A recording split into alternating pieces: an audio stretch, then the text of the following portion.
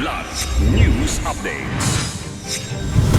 Sa ating mga balita, Pastor Quiboloy pinayagan ng korte na dumalo sa Senate hearing. 38 election hotspots tinukoy ng DILG. 150,000 pesos na pabuya para sa impormasyon ukol sa dinukot na American vlogger.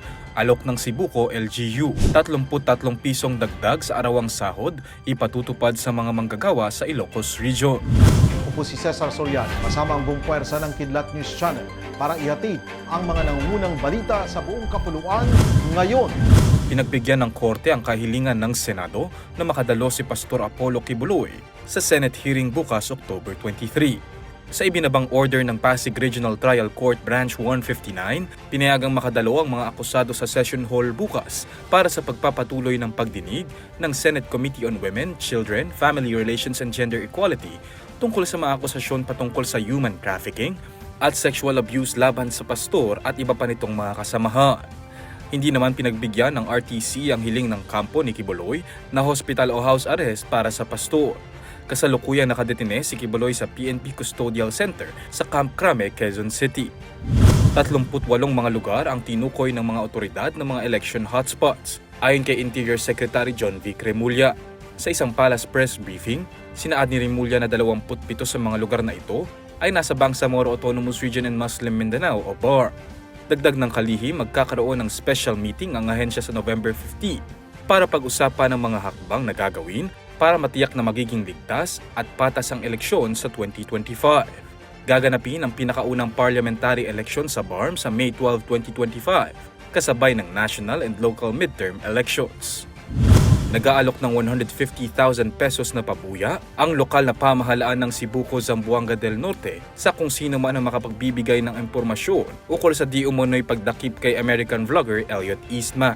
Nakasaad sa statement na inilabas ng Police Regional Office 9 na kasama ang Cebuco LGU sa investigasyon ng nawawalang vlogger. Kasama sa tulong ng naturang LGU ang pagbibigay ng 50,000 pisong pabuya sa kung sino mang may impormasyon ukol sa bangkang ginamit ng mga kidnappers. Samantala, may offer ding 100,000 piso sa kung sino mang may impormasyon na magagamit para matiyak na magiging ligtas ang biktima. Noong October 17, 4 na di pa nakikilalang mga lalaki ang dumakip kay Eastman mula sa bahay ng kanyang mga biyenan sa Cebuco.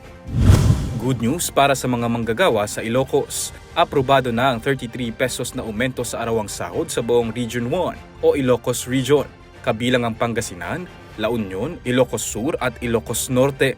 Sa bisa ng Wage Order No. RB1-23 na inilabas ng Regional Tripartite Wage and Productivity Board o RTWPB, tataas ang arawang sahod sa 468 pesos para sa mga pribadong sektor na may 10 o higit pang empleyado, 435 pesos para sa mga may 9 at pababa na empleyado at sa sektor ng agrikultura.